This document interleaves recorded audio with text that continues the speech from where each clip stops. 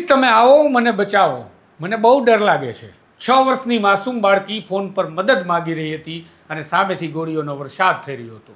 પરિવારની લાશોના ઢગલા વચ્ચે લપાઈને બેઠેલી 6 વર્ષની માસૂમ બાળકી પોતાની એકદમ નજીક તોપના નાળચા પણ જોઈ રહી હતી.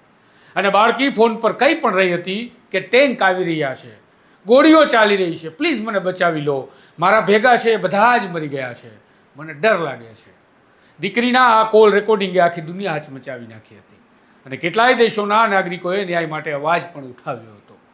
પરંતુ આ બાળકીની આખી કહાની કહેતા પહેલાં કહી દઉં કે આ કિસ્સાનો કથિત આરોપી ભારતમાં પ્રવાસ પર છે અને ભારત સરકાર તેને પકડી કાર્યવાહી કરે એ માટે માગણી કરવામાં આવી રહી છે.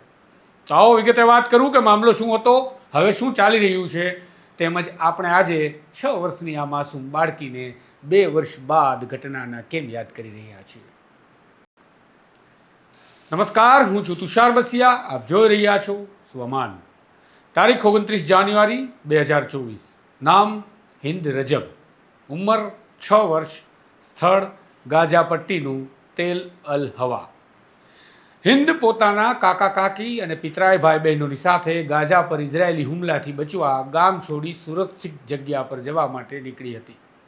પરંતુ આ 6 વર્ષની દીકરીને કદાચ આ દુનિયાની ક્રૂરતાનો પરિચય કરી પોતાનું બલિદાન આપી આખા વિશ્વને જગાડવાનું કામ કરવાનું હતું. કારણ કે જીવ બચાવવા કારમાં ભાગી રહેલા પરિવારની કાર પર ઇઝરાયેલી સૈનિકોએ અંધાધૂંધ ગોળીબાર શરૂ કરી દેતા કારમાં સવાર તમામ લોકો મોતને ભેટી ચૂક્યા હતા.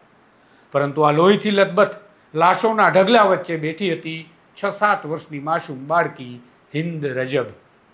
આટલી નાની બાળકીની નજર સમક્ષ આવું થાય તો એની હાલત શું હોય એ વિચારીને પણ કંપારી ચડી જાય અને પથ્થર દિલના લોકોનું પણ કાળજું ફાટી જાય. પરંતુ નહીં, આ યુદ્ધ હતું અને સામે ઇઝરાયેલી સૈનિકો હતા. એમને કદાચ કાળજું નહીં હોય એવું લોકો હિન્દ રજબની આ ઘટનાને સાંભળીને કહેવા લાગ્યા છે. ઘટના કંઈક એવી હતી કે યુદ્ધની સ્થિતિમાં હિન્દ રજબનો પરિવાર કારમાં બેસી જીવ બચાવવા નીકળી પડ્યો હતો. આંતરરાષ્ટ્રીય મીડિયાના અહેવાલો અનુસાર રસ્તામાં આ કાર પર ઇઝરાયેલી સૈનિકો દ્વારા અંધાધૂંધ ગોળીબાર કરવામાં આવ્યો અને કારમાં રહેલા તમામ લોકોનું મોત નીપજ્યું. પરંતુ વચ્ચે બેઠેલી બાળકી હિન્દ રજબ હજુ જીવિત હતી.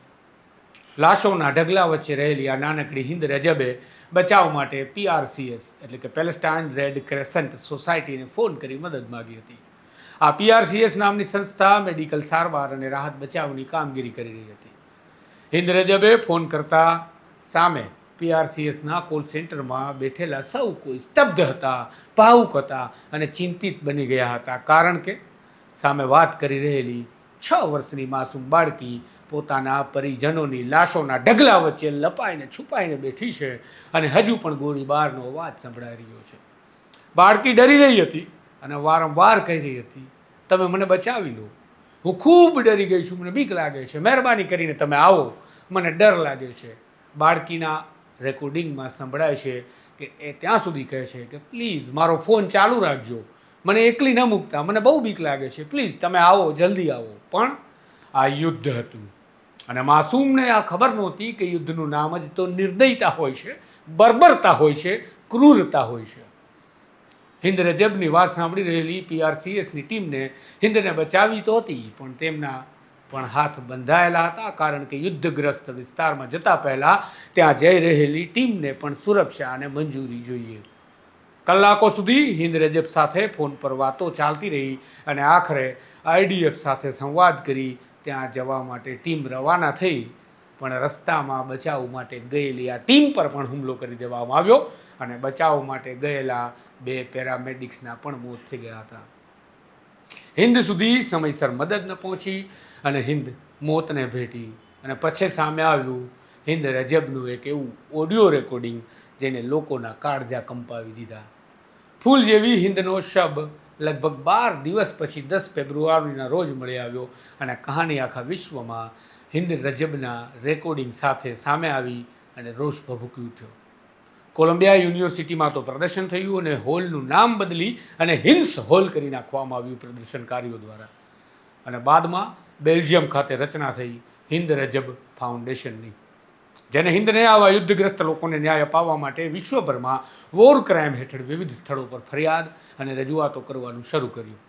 અને હવે એ જ હિન્દ રજબ ફાઉન્ડેશને ભારત સરકારને રજૂઆત કરી છે કે સામાન્ય નાગરિકોના મોત માટે જવાબદાર અને હુમલા કરી ઉજવણી કરતા કથિત યુદ્ધ અપરાધી ઇઝરાયેલી સૈનિકને ભારત સરકાર તાત્કાલિક ધરપકડ કરે અને તેના વિરુદ્ધ કાર્યવાહી કરે.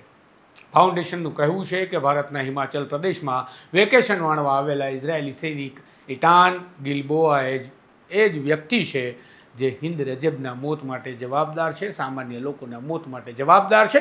અને ઇટાન ગિલબોઆ જ હુમલાના આદેશો આપતા હતા, સિવિલિયન પર હુમલાઓ કરી અને આનંદ માણતા હતા. તેનો વિડીયો પણ છે. હિન્દ રજબ ફાઉન્ડેશનનું કહેવું છે કે આ કૃત્યો જીનેવા કન્વેન્શન હેઠળ યુદ્ધના અપરાધની વ્યાખ્યામાં આવે છે. ભારત જીનેવા કન્વેન્શન સાથે જોડાયેલો દેશ હોવાથી આવા ગંભીર આરોપો સામે કાર્યવાહી કરવાની તેની કાનૂની જવાબદારી બને છે.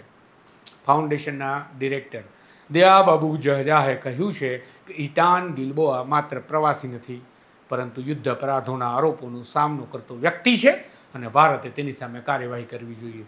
પરંતુ હાલ સુધી આ મામલે ભારત સરકારે આ રજૂઆતને અનુસંધાને કોઈ સત્તાવાર કાર્યવાહી કરી ઇઝરાયેલી સૈનિક ગિલબોઆની ધરપકડ કરી હોય તેવા કોઈ સમાચાર નથી. મહત્વની વાત છે કે હિન્દ રજબના ઓડિયો રેકોર્ડિંગ અને ઘટનાને આધારે એક ધ વોઇસ ઓફ હિન્દ રજબ નામની ફિલ્મ પણ બની છે, જે ઓસ્કાર ફેસ્ટિવલમાં નોમિનેટ પણ થઈ હતી. પરંતુ આ ફિલ્મને ભારતમાં બતાવવા માટે મંજૂરી મળી નહોતી. સેન્સર બોર્ડનું કહેવું હતું કે ભારત અને ઇઝરાયલના સંબંધો વચ્ચે ખટાશ આવી શકે તેવી આ ફિલ્મ છે. પરંતુ તાજેતરમાં જ ભારતમાં પણ હવે આ ફિલ્મને રેટિંગ સાથે મંજૂરી મળી છે અને રેટિંગ મળ્યું છે એ એટલે કે એડલ્ટ રેટિંગ, જેથી ટૂંક સમયમાં ભારતના પુખ્ત વયના દર્શકો પણ ધ વોઇસ ઓફ હિન્દ રજબની આ મૂવીને જોઈ શકશે. તો ઘટના મામલે તમે શું માનો છો? તમારું શું કહેવું છે એ કમેન્ટમાં જરૂરથી જવાબ આપો અને આ ચેનલને સબસ્ક્રાઈબ કરવાનું ભૂલતા નહીં. નમસ્કાર.